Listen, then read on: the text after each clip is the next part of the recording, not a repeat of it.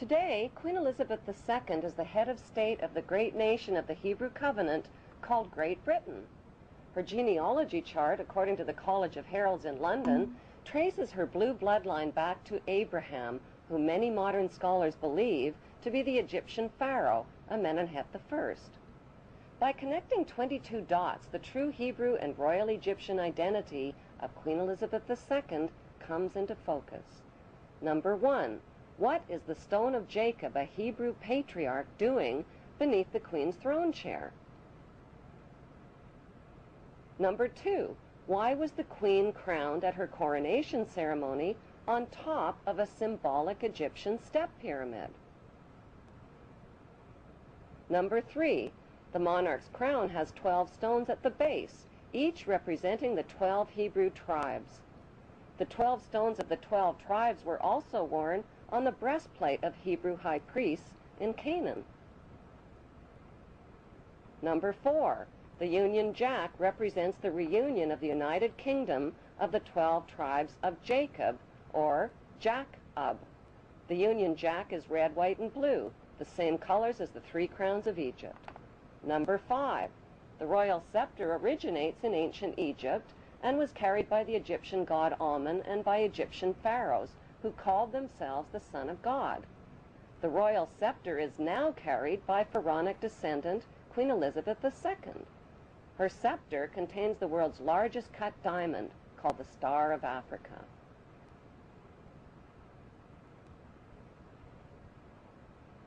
Number 6. The Queen's punishing flail or whip is partially hidden under her arm. The flail or whip also originates with the pharaohs of ancient Egypt. Number 7. The symbol of the bee can be found within the Queen's royal wardrobe. In ancient Egypt, bees were the symbol of Egyptian royalty as well as the symbol of Egypt. Number 8. The symbols on the British coat of arms reveal Britain's Hebrew origin. According to the Bible, the harp symbolizes the Hebrew King David. The biblical lion and unicorn holding up the shield symbolize the nation of Israel. The motto, Dieu et mon droit, means God and my right, indicating the divine right of the British monarch to an eternal throne. Number 9. The headdress worn by judges and the Queen's high-ranking officials originate in ancient Egypt.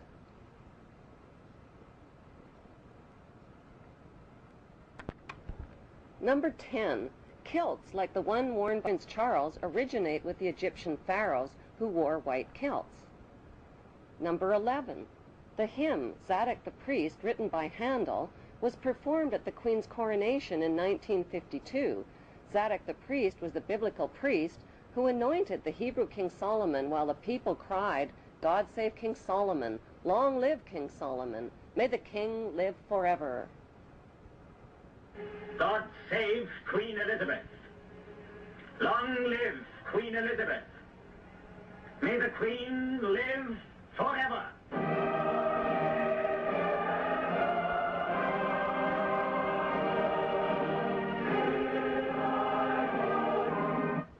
Number 12. During the coronation ceremony, the Queen turns to face the 4 corners of the globe.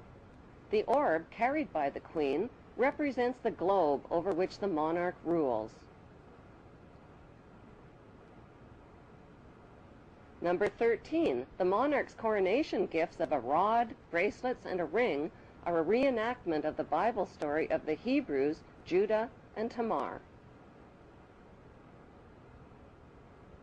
Number 14. Royal jubilees originate in ancient Egypt. Egyptian pharaohs celebrated their jubilees after 30 years of rule. In pharaonic tradition, the Queen has celebrated both silver and golden jubilees.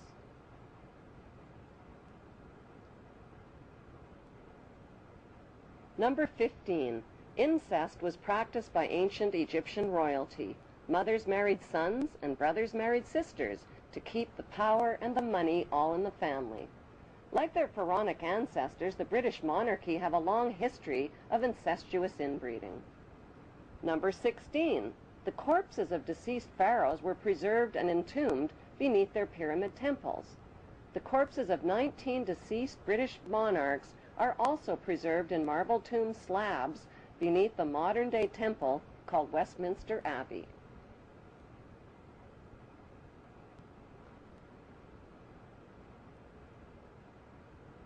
Number 17.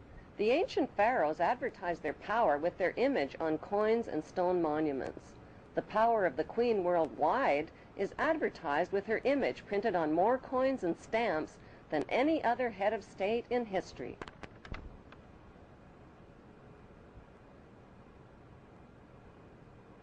Number 18. The structure of government in ancient Egypt was a step pyramid model, with the Grand Vizier priesthood one step below the pharaoh. Today's monarchy reigns using a much more sophisticated pyramid model of authority.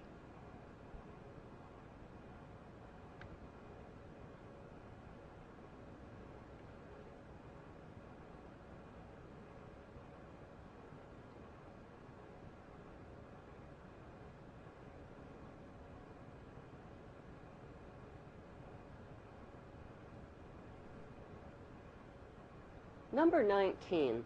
The Pope's headdress is strikingly similar to the headdress of the Egyptian god Amun. His bent cross resembles the scepter of Amun. Number 20. Like the Egyptian pharaohs, British monarchs wear signet rings, which over the millennia have been passed down from their Hebrew ancestors. Number 21. The British Mint recently printed legal tender coins called the One True Ring and the Ring of Power. On one side of the coin is Queen Elizabeth II. On the flip side is the ring from Lord of the Rings. These legal tender coins printed by the British Mint raise the disturbing question, who is the real Lord of the Rings? One ring to rule them all. The inscription on the ring reads, "One ring to rule them all, one ring to find them, one ring to bring them all, and in the darkness of their ignorance bind them." Number 22. The covenant that the biblical God gave to Abraham was a promise to make his name great and to make for him a great nation. Today, Great Britain is the only nation called great. In Hebrew, the word Britain literally means land of the covenant, and British means man of the covenant. How on earth did the Hebrew throne of ancient Egypt and Canaan end up in Great Britain under Queen Elizabeth II?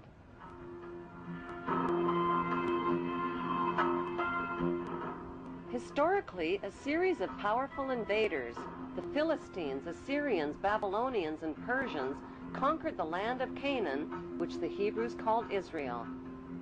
The Hebrew tribes of Manasseh and Dan joined forces and became the Macedonians, or Macedonians. They fled to Greece with their gold and their riches. They wore white kilts like the Egyptian pharaohs, played goatskin bagpipes, adopted the Greek culture, and settled along the river Danube, which they named after the tribe of Dan. By 322 BC, their leader, Alexander the Great, reconquered Egypt and appointed his general Ptolemy I as the new Hebrew pharaoh of Egypt.